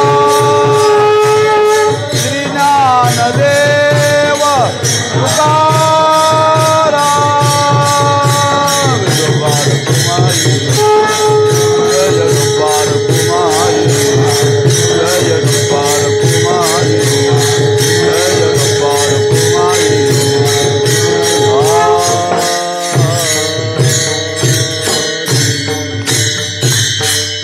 ये दशे चरित्र केले नारायणे रांगता गोदने राखिताये माझी वाणी तुझे वर्णे गुण नाम ऐशी देई प्रेम काही कळा. त्या भगवंताच्या चरित्राचा विचार मांडलेला आहे. तो या अभंगाच्या संबंधाने थोडासा अल्पावधीमध्ये आपल्यासमोरून थोडासा मांडण्याचा विचार करतो. सिद्धांताच्या दृष्टीने अभंग आपल्यासमोर ठेवला. आता चरित्राच्या संबंधाने ठेवतो बरं का.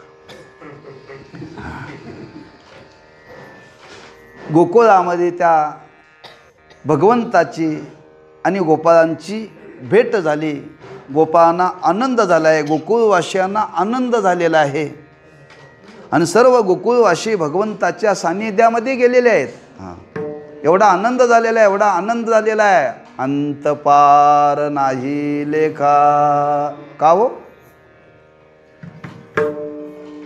त्या गोपांच्या लक्षात आलं आज आपल्याला देवाच्या सान्निध्यामध्ये काहीतरी खायला मिळणार. देवाच्या सान्निध्यामध्ये काहीतरी खायला मिळणार. देवा अनेक जन्म गेले किंबहुना देवा तुझ्याबरोबर आम्ही अनेक अवतारात आलो पण आम्हाला तू काय खाऊ घातलं नाहीस बरं का. खाऊ घातलं नाहीस. मागच्या अवतारात देवा तुझ्याबरोबर होतो पण झाडाचा पाला खावा लागला. तू मात्र फळ खाल्लीस, आम्हाला काय खायला मिळालं नाही. देवाने सांगितलं मागचा जन्म सोडून द्या, आता ह्या जन्मात देतो तुम्हाला खायला. काय पाहिजे? आता या गोकुळामध्ये दही दूध लोणी काही कमी आहे का हो? काही कमी नाही आहे. हां, मग देवाने सांगितले मी तुम्हाला देणार पण तुमच्याच घरातलं तुम्हाला देणार आहे पण तुमच्याच घरातलं तुम्हाला हक्काने खाता येत नाही. हक्काने खाता येत नाही. मग मी काय करणार? तुम्हाला चोरून देणार. चोरून देणार म्हणणार तर माझ्या मागं तुम्हाला यावं लागेल, माझ्या पुढं जाऊन चालणार नाही. तर माझ्या माघारी जाऊन जर खाण्याचा प्रयत्न केला तर मार खावा लागेल. आणि माझ्या समवेत आला तर तुम्हाला पोटभर दही दूध खायला मिळेल बरं का. म्हणून भगवंताने त्या गोपांना सांगितलं मी तुम्हाला दही दूध पोटभर खायला देणार आहे तेव्हा माझ्या मागं यायचं आहे. म्हणून गोपांना घेऊन देव निघाले आणि निघाले एका गवळणीच्या घरामध्ये प्रवेश करताना सांगितलं हे बघा आपल्याला या गवळणीच्या घरामध्ये जायचं आहे. इथं दही दूध भरपूर आहे पण मी गेल्यानंतर माझ्या मागं तुम्ही यायचं बरं का. मी गेल्यानंतर माझ्या मागं यायचं कारण या घरात कसं जायचं हे तुम्हाला माहिती नाही म्हणले. घरात कसं जायचं आहे तुम्हाला माहिती नाही. गोपाळ म्हणले देवा बरोबर आहे, ह्या गवळणीच्या दारामध्ये आपण आलोय, घर दार लावलेलं आहे, दार लावलेलं आहे. आता घरात तर प्रवेश करायचा आहे. मग घरात प्रवेश करायचा ना, मग मी सांगतो ते करा. सर्वांनी डोळे झाका. कीर्तनात बसलेल्या लोकांनी नव्हे. सर्वांनी डोळे झाका. आणि सर्वांनी डोळे झाका म्हणल्यावर सर्वांनी डोळे झाकेले आणि डोळे उघडा म्हणल्यानंतर देवाने सर्वांना आत नेलं बरं का. पण काय देवाचं म्हणणं ऐकावं लागलं बरं का. देवाचं म्हणणं ऐकावं लागलं. हां, सगळे गोपाळ त्या गवळणीच्या घराच्या बाहेर होते. दार न उघडता, कवले न काढता, खिडक्या न मोडता आत प्रवेश केला.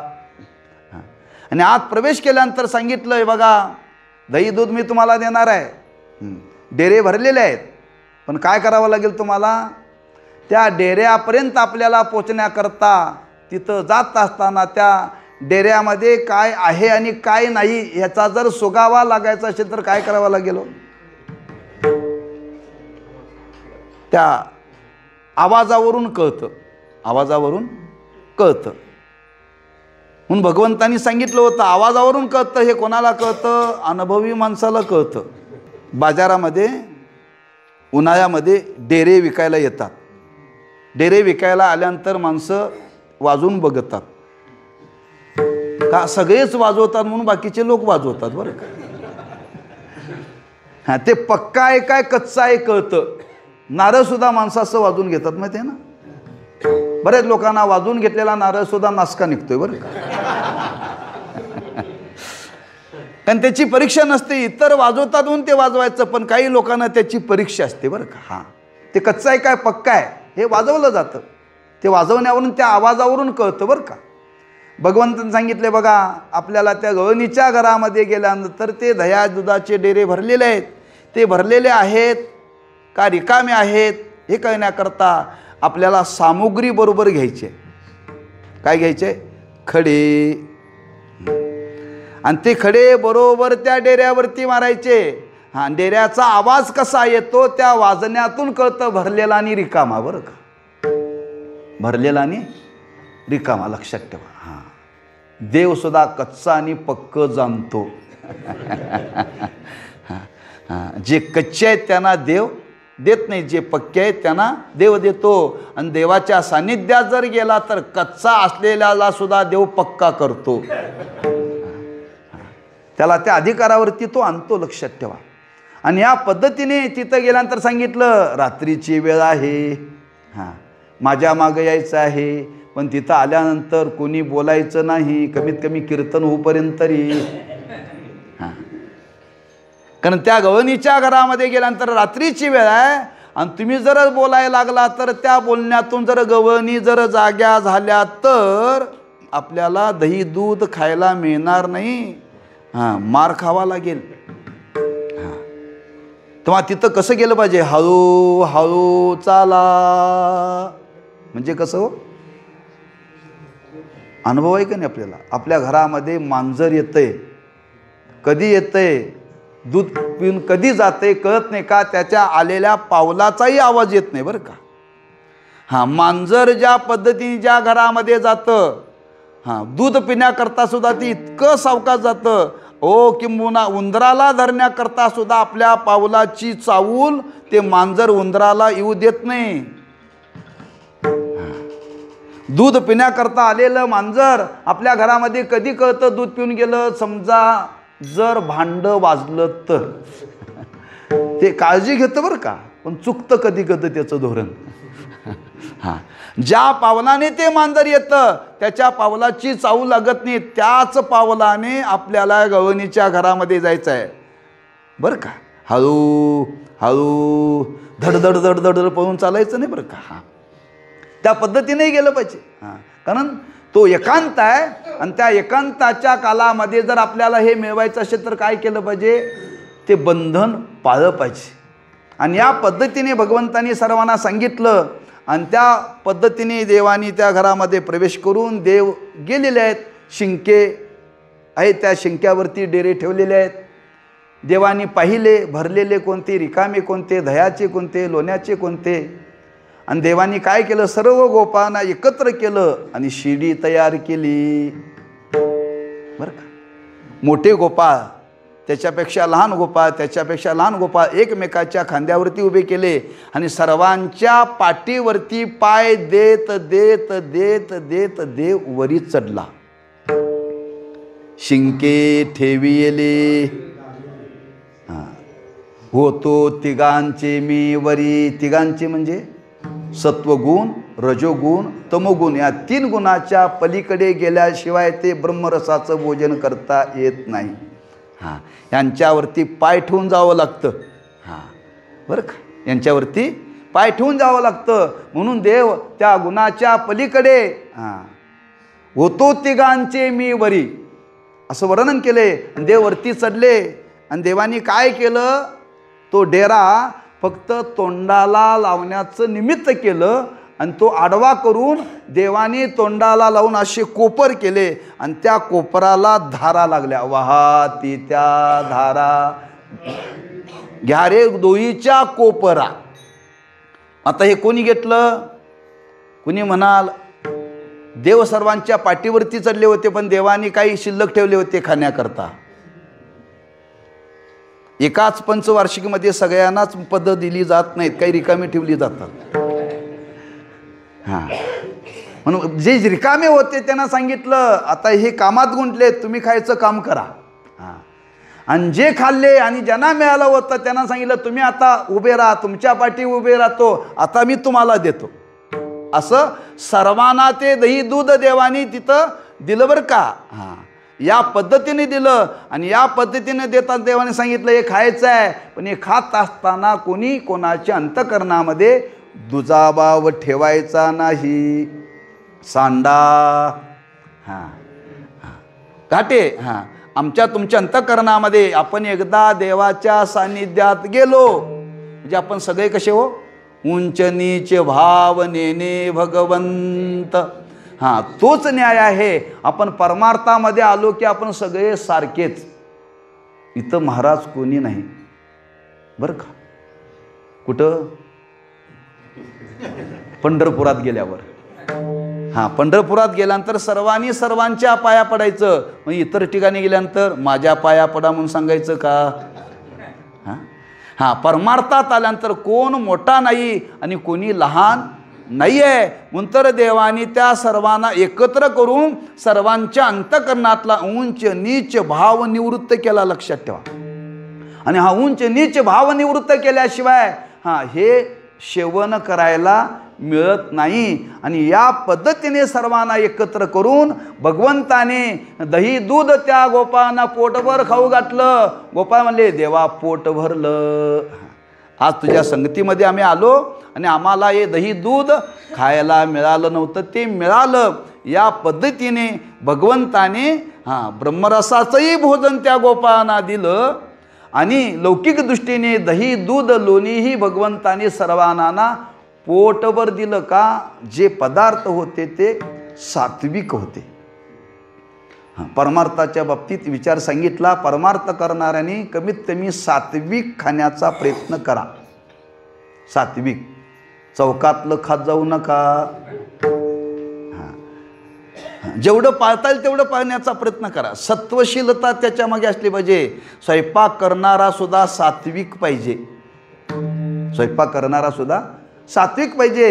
जर अंतकरणाची जर ही सत्वता शुद्धता जर वाढायची असेल तरी बंधनं पाहिजे. म्हणून रोज कमीत कमी वारकऱ्याने रोज दही दूध लोणी खाल्लं पाहिजे. पण हे वारकऱ्याला आवडत नाही. काय आवडतं? चिरलेला कांदा, तळलेला कांदा, तळलेली मिरची. अरे हे टाकलं पाहिजे. दही दूध खायला शिका. सत्व हां, आणि सत्व जर आपल्या जीवनामध्ये वाढेल त्या पदार्थाने ते अंतकरण शुद्ध होतं आणि अंतकरणाची शुद्धता झाली की आपल्याला हे प्राप्त होतं. म्हणून भगवंताने दही दूध खाऊ घातलं, दुसरं काही खाऊ घातलं नाही. या पद्धतीने देवाने हे केलं. पण गंमत अशी, देव अनेकांच्या घरामध्ये जात होता, सर्वांना खाऊ घालत होता. गवळणी आल्यानंतर बघत होत्या आणि बघितल्यानंतर त्यांनी पाहायचं आणि सांगायचं यशोदे तुझा मुलगा आमच्या घरात आला होता, दही दूध खाऊन गेला, डेरी रिकामी करून गेला. काही नाही सांगायचं आमच्या घरात आला, दार उघडून आला, येणे माझे कवाड उघडिले, येणे माझे शिंके व तोडिले, दया दुधाते बक्षिले, उलंडिले ताकाते, खाऊनच्या खाऊन गेला आणि घरभर ताक करून गेला. तुझ्या मुलाला सांग नाहीतर काय खरं नाही. अशा तक्रारी त्या गवळणीने यशोदे मातेकडे गेल्या आणि त्या तक्रारीची जाणीव यशोदे मातेने घेतली आणि सांगितलं कृष्णा कशा करता जातोस, आपल्याकडे काय कमी आहे का? का येऊ नये का? करीतोशी चोरी, किती सांगू तू नाही कशारी, परे परता तू पळून जाशी दुरी, अनावरया लौकिका बाहेरी हो, माया करुणा हे करीते भूत. भगवंताला समजूत घालण्याचा प्रयत्न केला तरी देवानी खोड्या सोडल्या नाहीत. शेवटी यशोदे मातेने विचार केला कृष्णा आता तू गावात राहू नको. गावाच्या बाहेर जा, कुठं तुरुंब्याच्या शेतात साधक आश्रम बांधलाय, तिथं जा. आता तू गावात राहू नको. आणि देवाला यशोदे मातेने पाठवलं आणि देव निघाले. गाई गोपाळ यमुनेच्या तटी,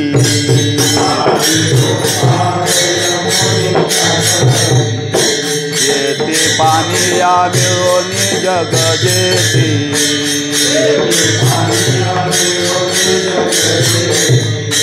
चेंडू चौगुणा खेळते वाळवंती,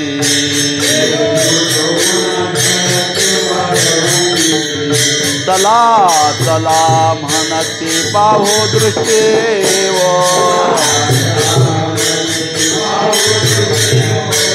आईच्या गोपिका त्या कामातुरा नारी, आईच्या गोपिका त्या कामातुरा नारी,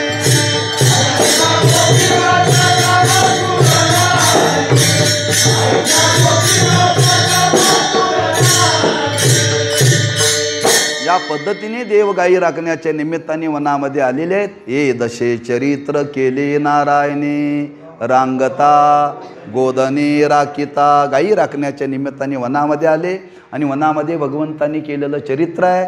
गायी चरण्याकरता सोडलेले आहेत, सर्व गोपांना एकत्र केलेलं आहे आणि त्या यमुनेच्या वाळवंटामध्ये देवानी खेळ मांडलेला आहे बरं का.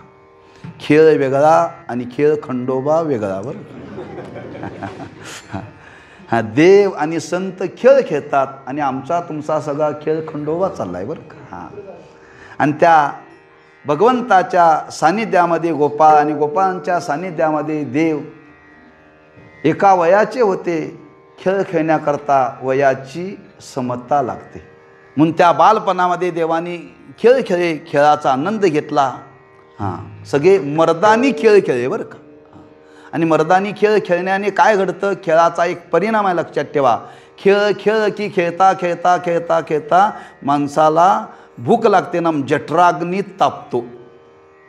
जठराग्नी जठराग्नी तापल्याशिवाय जीवू नये असा नियम आहे बरं का. जठराग्नी तापल्या वाचून जर खाल्लं तर पित्त वाढतं, कंसात ॲसिडिटी, अपचन होतं. भूक लागलं तरच खायचं, भूक नाही लागलं जरी सोनं दिलं तरी खायचं नाही. म्हणजे सोन्यासारखे पदार्थ. लोक म्हणतात महाराज तुमच्या आवडीचा पदार्थ केला, पण बरोबर आहे, भूक नाही ना. म्हणून देवानी अनेक प्रकारचे खेळ खेळले. खेळता खेळता खेळता 11:30 वाजायची वेळ आली. गोपाळ म्हणले देवा भूक लागली आम्हाला आता. खांदी भार पोटी भूक, काय कीर्तनाचे सुख. आता देवा भूक लागलेली आहे, आमचं काय कीर्तनात लक्ष लागे ना, देवा आमचं खेळामध्ये लक्ष लागे ना. मग देवाने सांगितलं येताना शिदोऱ्या आणल्यात ना, का रिकामा आलाय? आणलेत का नाही? आपण येताना शिदोऱ्या घेऊनच आलोय, पाप पुण्याच्या शिदोऱ्या घेऊन आलोय बरं का. आणि पाप पुण्याच्या शिदोऱ्या कुठं उघड्या कराव्यात? देवाच्या समोर, चव्हाट्यावरती नाही बरं का. देवाने सांगितलं आपापल्या शिदोऱ्या आणा. का? गायी राखण्याच्या निमित्ताने वनामध्ये गेल्यावर प्रत्येकाबरोबर शिदोरी होती आणि सर्वांच्या शिदोऱ्या देवाने एकत्र केलेल्या आहेत आणि ते कालवलेलं आहे बरं का. स्वतः देवानी सर्वांच्या शिदोऱ्या कालवल्या म्हणून त्याला म्हटलं काला. कोणीतरी कालवल्यानंतर काला होत नाही. घरात रोज कालवलं जातंय पण त्याला काला म्हणत नाहीत. एक देवानी तरी कालवलं पाहिजे, नाहीतर संतांनी तरी कालवलं पाहिजे बरं का. म्हणून सर्वांचा त्या शिदोऱ्या देवानी एकत्र घेऊन ते कालवलं. तो काला तयार केलेला आहे. त्या पवित्र अशा वाळवंटामध्ये गोपाळांनी सर्वांना बसवलेलं आहे. कमलाकार बसवले. मोठे गोपाळ बाहेर, त्याच्यापेक्षा लहान, त्याच्यापेक्षा लहान, त्याच्यापेक्षा लहान, अशी ती कमलाकार पंगत बसलेली आहे. मध्यभागी सर्वांच्या शिदोऱ्या एकत्र केलेले आणि देव हातामध्ये ते घेऊन उभा आहे. स्वर्गातल्या देवानी पाहिलं, आमचा नंबर लागेल का, आम्हाला मिळेल का? आता मिळणार नाही, पुढच्या पंचवार्षिकमध्ये. त्याच्याकरता तुम्हाला काय व्हावं लागेल? सभासद व्हावं लागेल. म्हणजे काय व्हावं लागेल? गोपाळ व्हावं लागेल. कलियुगात वारकरी व्हावं लागेल. तर मिळेल बरं का. वारकरी न होता तुम्ही जर स्वर्गातून इथं आला तर तुम्हाला हे खायला मिळणार नाही. काही लोकांनी प्रयत्न केला देवानी जाणलं, अंतरी न सांगता तुम्हा कळो येते अंतर. म्हणून देवानी सांगितले बघा गोपाळनो, तुम्हाला हा काला देणार आहे, पोटभर देणार आहे, पण एक अट पाळायची, सर्वांनी खायचं पण यमुनेच्या डोहाकडे हात धुवायला कोणी जायचं नाही. त्याच्यामध्ये एक लहान गोपाळ होता. म्हणजे देवा का जायचं नाही, तिथं बागुल बुवालाय. मग काय करायचं, टिरी सांगाते, आपल्या हक्काची जागा आहे, हां तिथं पुसायचं, पण यमुनेच्या डोहामध्ये हात धुवायला जायचं नाही का. यमुनेच्या डोहामध्ये ब्रह्मादिक देव माशाच्या रूपाने प्रकट झाले होते. काल्याची आशे देव जळी झाले माशे. आदम देहामध्ये काला सेवन करता येत नाही, तसा उत्तम देहामध्ये सुद्धा काला सेवन करता येत नाही. त्याला मध्यम नाम मनुष्याचा देह लागतो आणि तेही देवाचे अंकित व्हावं लागतं. एक गोपाळ तरी झालं पाहिजे, नाहीतर वारकरी तरी झालं पाहिजे. गोपाळ व्हायला पाहिजे, गोपाळ राव नाही चालायचं बरं का. हां, म्हणून भगवंताने असा तो काला केला आणि सर्वांना वाटला. आजी भानुदास गीती गात प्रसाद देतो पंढरीनाथ, घ्या रे दहीवात आम्हा देतो पंढरीनाथ. असा तो काला भगवंतानी सर्वांना दिला. आपलं सर्वांचं परम भाग्य आहे. जो काला भगवंताने द्वापार युगामध्ये गोपाळांना दिला, तोच काला कलियुगामध्ये ज्ञानोबरायांनी नामदेवरायांनी आम्हा तुम्हाला दिला. माझा ज्ञानराज गोपाळाशी लाह्या वाटी. म्हणून आपल्या संप्रदायामध्ये काला करण्याची परंपरा ह्या संत मंडळींनी चालू केलेली आहे, ज्ञानोबरांच्यापासून बरं का. आजपर्यंत हा काला चालू आहे आणि ती काल्याची परंपरा आपल्याला देवाच्या सान्निध्यामध्ये जरी काला जेवण करता नाही आला तरी कलियुगामध्ये हा काला जर आपल्याला मिळवायचा असेल तर कुठं गेलं पाहिजे, सत्संगात गेलं पाहिजे, संतांच्या संगतीत गेलं पाहिजे. आणि संतांच्या संगतीत आपण जर गेलो तर महाराज म्हणतात नक्की आपल्याला हा काला मिळेल. तुका म्हणे काला वैकुंठी दुर्लभ, तुका म्हणे काला वैकुंठी दुर्लभ.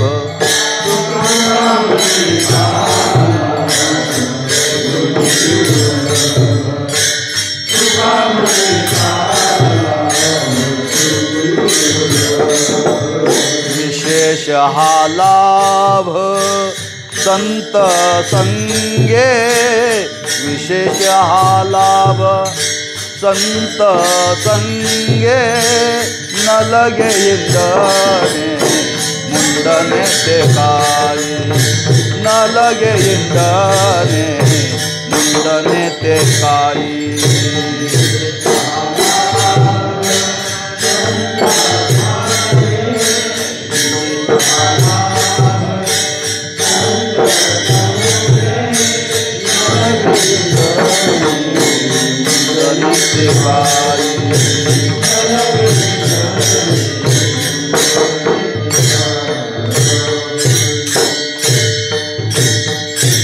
ज्ञानेश्वर माऊली ज्ञानराज माऊली तुकाराम,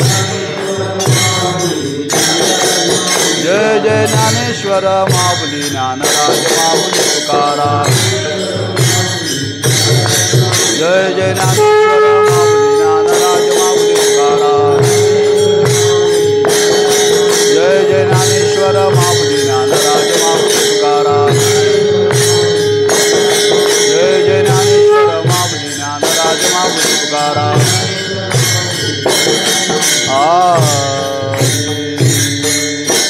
याल तरी यारे लागे अवघे माझ्या मागे मागे, आजी देतो पोटभरी पुरे म्हणाल तोवरी हळू हळू चाला, कोणी कोणाशी न बोला.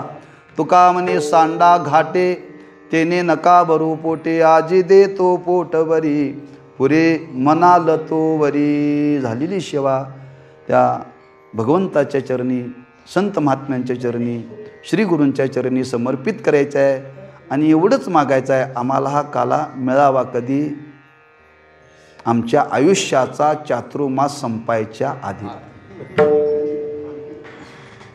हे चातुर्मास येणारे जाणारे आहेत, हां, पण आमच्या जीवनातला एक चातुर्मास आहे.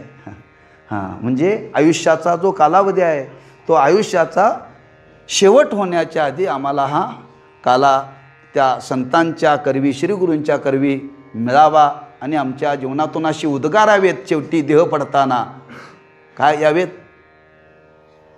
कृतकृत्य झालो, इच्छा केली ते पावलो, अशी त्या संतांच्या चरणी प्रार्थना करून शिवेला पूर्णविराम देऊ. पायाच्या प्रसादी काही बोलिलो विनोदे, मज क्षमा करणे संती नवी अंगभूत युक्ती.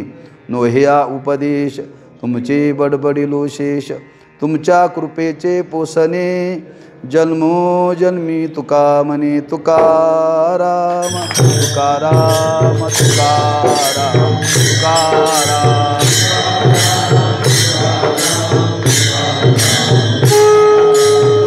जय जय विठ्ठल.